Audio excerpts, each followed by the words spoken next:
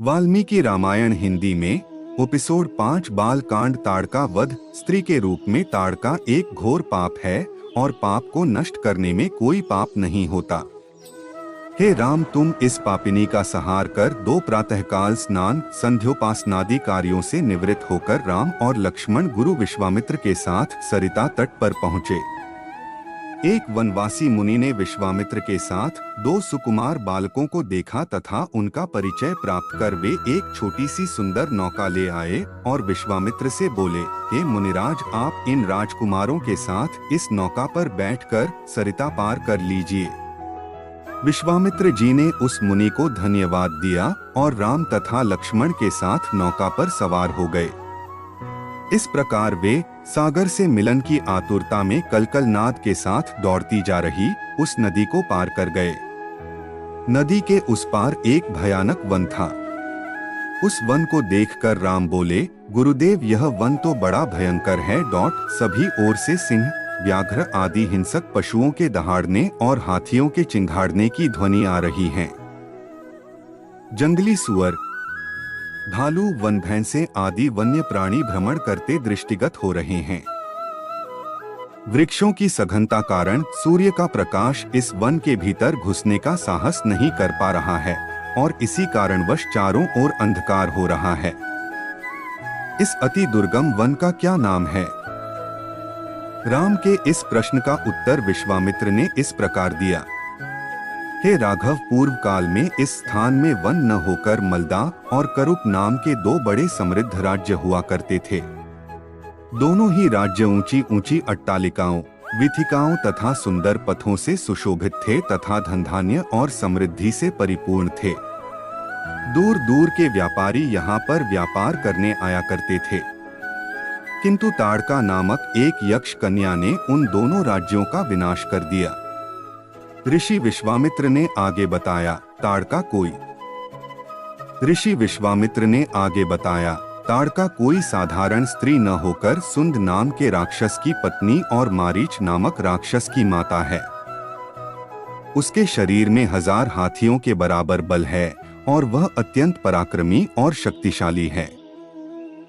इस प्रदेश को नष्ट करने के पश्चात ताड़का ने अपने पुत्र मारीच के साथ मिलकर यहाँ के समस्त निवासियों को मारकर खा डाला। अब उनके भय से यहाँ 2-2 कोस दूर तक किसी मनुष्य की परछाई भी दिखाई नहीं देती। भूलवश यदि कोई यहाँ आ भी जाए तो जीवित नहीं लौट पाता। उसी ताड़का का संहार करने के लिए ही मैं तुम्हें यहाँ लाया हूँ।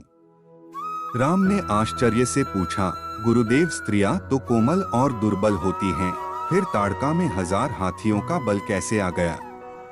ऐसा प्रतीत होता है कि अवश्य कुछ न कुछ रहस्य है। विश्वामित्र बोले, वत्स, तुम्हारा कथन सत्य है और वास्तव में इसके पीछे एक रहस्य है। सुकेतु नाम का एक अत्यंत बलवान यक्ष था।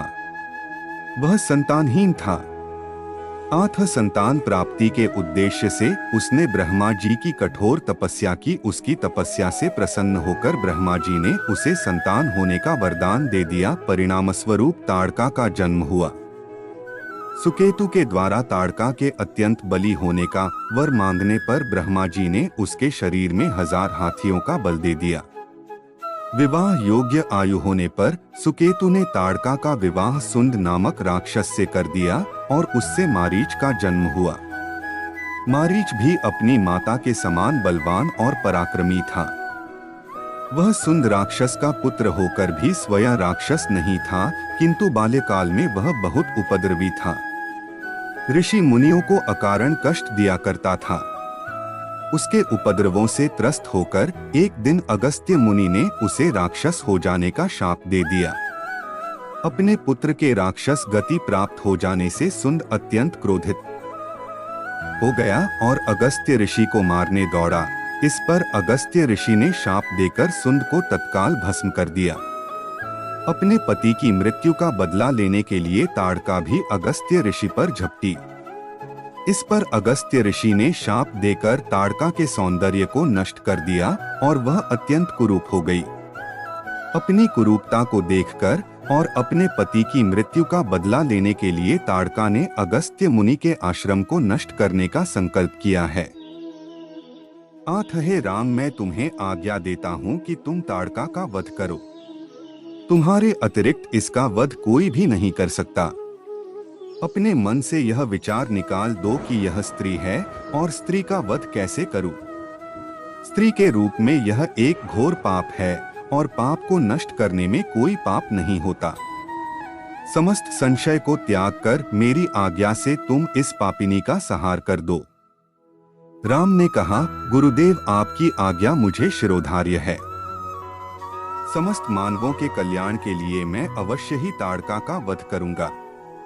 इतना कहकर राम ने अपने धनुष पर बाण रखकर उसकी प्रत्यंचा को कान तक खींचकर भयंकर टंकार किया। टंकार से उत्पन्न ध्वनि से समस्त वन प्रांत गुंजायमान हो उठा। वन्य प्राणी भयभीत होकर इधर उधर भागने लगे।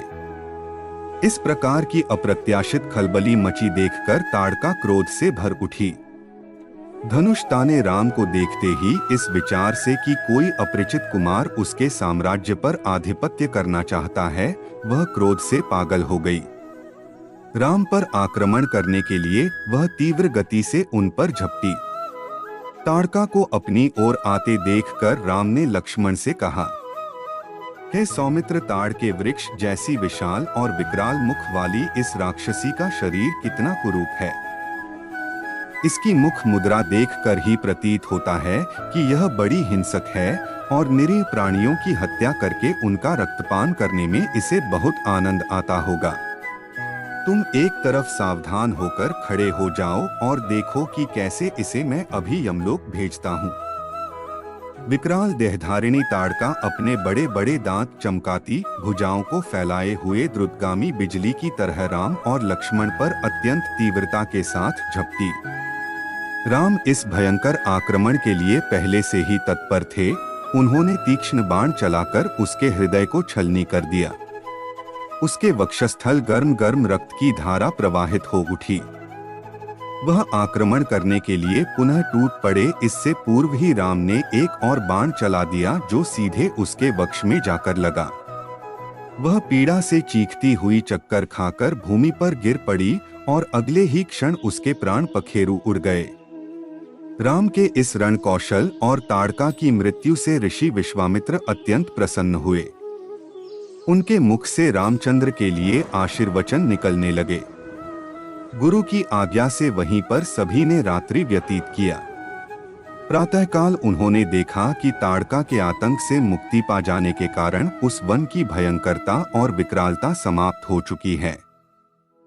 कुछ समय तक उस वन की शोभा निहारने के उपरांत स्नान पूजन से निवृत्त होकर वे महर्षि विश्वामित्र के आश्रम की ओर चल पड़े।